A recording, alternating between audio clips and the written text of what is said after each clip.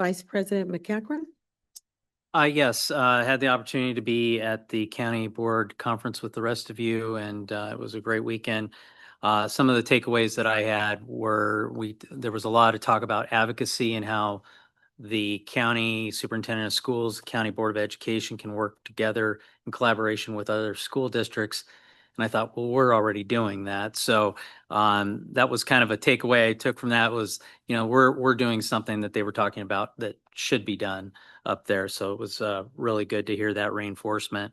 And then the young man who spoke on Sunday morning about his time in juvenile hall and how he was able to graduate with an associate's degree and now he's going to UC Berkeley. I mean, that was an amazing story. And it really spoke to what we're doing in our juvenile halls and the education that we're providing. I mentioned to Ms. Rogers about, it would be nice to have probation in the room because, so much of what they can and cannot do is really determined by probation in those facilities. But maybe for another day. I know that we are doing a lot of things in those facilities to provide a great education to those students that we serve, and I'm sure that we will continue to do that and improve upon it.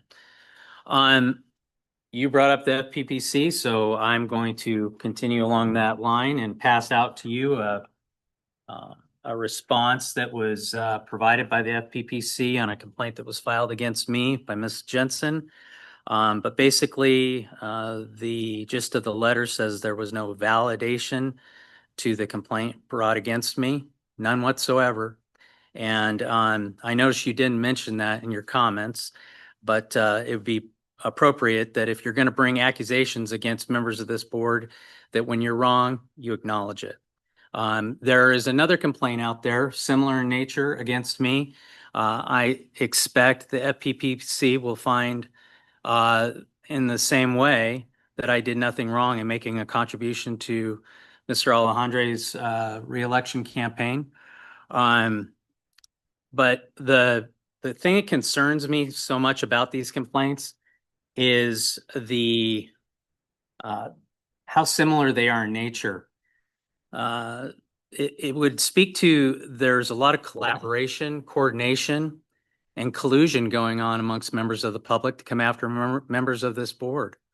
And, it's one thing to come after a public official, but when you start invoking members, the private sector, their corporations, one of the speakers said something about you all need to get your own attorneys. Well, I would suggest the same for you because you are bringing on liability against yourself when you're going after private citizens or private corporations that you do not know. And you cannot do that. It is not legal. So this is caution to be very careful in what you're doing because there is not only civil penalties, but criminal penalties for what you're doing. So I just wanted to make that point because it's fine to bring accusations against me as an elected official. This is not my first rodeo. I was on the Victorville City Council. I had numerous things brought against me there.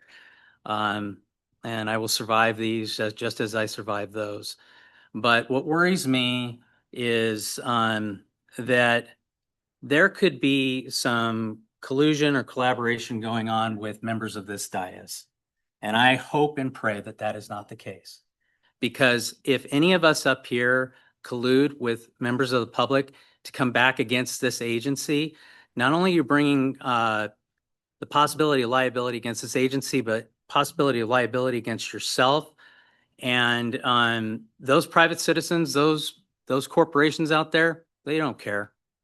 And so we could spend tens of millions of dollars defending your actions because you colluded with a member of public to bring accusations against an organization or a person that is not an elected official. They are a private citizen or a private corporation.